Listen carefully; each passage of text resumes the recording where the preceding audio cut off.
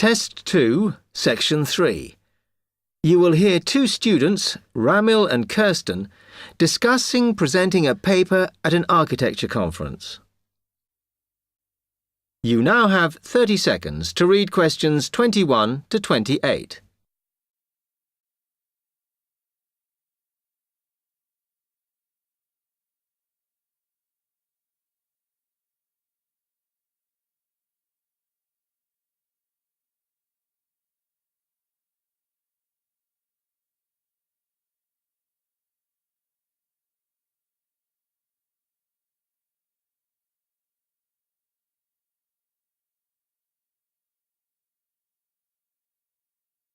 Hi, Kirsten. Have you heard about that architecture conference in Oxford at the end of the year? Yeah, I saw the leaflet on the notice board.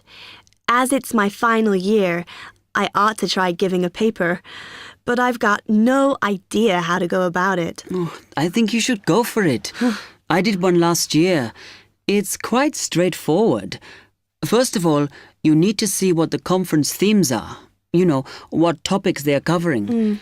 You can do that by looking it up on the website. You need to submit a paper that falls into one of the categories they give you. Oh, that may give me some ideas. Then, while you're doing that, you should also have a look at the information on how to submit your paper. The rules, if you like, such as the length. It's important you follow those. I see. And then I suppose the next stage is to start writing it up. I'd like to use it as an opportunity to propose some future work, but I understand it must be based on current work. Still, there's plenty to choose from. It makes sense to do something that I'm more familiar with. Yes, and the other thing is, when you've written it up, then go back and look at your data carefully and make certain that you've presented it in a format that is standard for your subject. Remember, people have to absorb information very quickly while they're listening. Don't make it too complicated. Okay, well, I reckon that'll take me about a month to get that sorted. Then the next thing I have to do, I guess, before I send it off to the conference organizer, is give the whole thing to the events officer so that he can look through it and see if it all makes sense and is okay. Yeah. Remember to warn him that it's en route so he can fit it into his schedule. Oh. Then you're done, really. All you have to do after that is to go through it and sort out any changes you need to make. Then finally, you can submit it.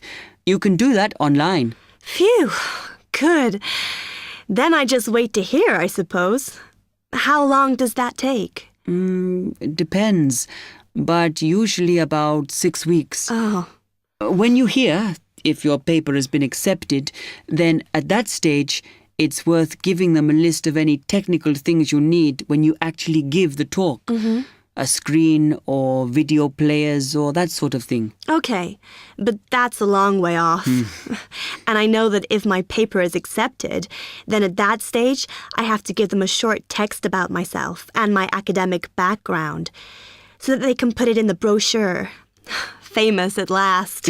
Yeah. You now have 15 seconds to read questions 29 to 30.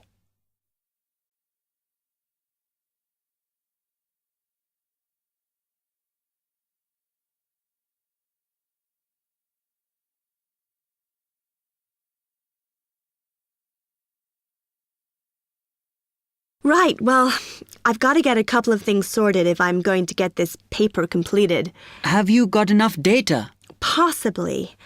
I'd like to reinforce some of it, though, so I thought I'd send out some more questionnaires.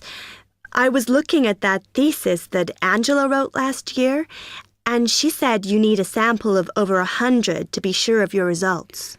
I think some of this year's postgraduates are doing some of the same stuff as you on buildings.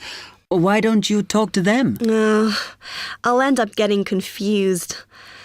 It would be more useful for me to actually go out to that site by the rail bridge to see how they're building the new factory. Oh. I managed to get hold of Professor Barnett at London University, and he said I should go out and take pictures. I'm pretty busy, but I'll have to make time. Anyway, what about you? What are your plans?